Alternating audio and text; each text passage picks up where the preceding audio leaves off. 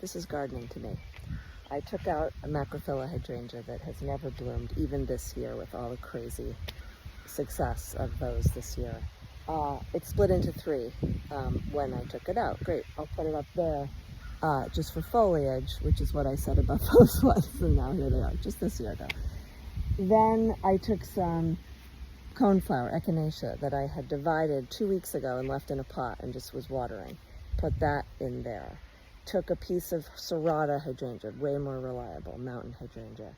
That split into two pieces. So one is here, that's from home, and one is there. This will give me some reliable blue in this area because I know that they will bloom.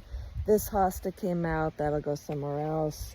Then I just took a piece off of the Shasta daisy from around the front, and it's just like this constant moving around and like tweaking and working on things, and things are in bloom. Let's move them over to this other spot because then I know I'll have something in bloom at this time of year, where as previously it was just green. So it's just like tweak, tweak, tweak, tweak, tweak.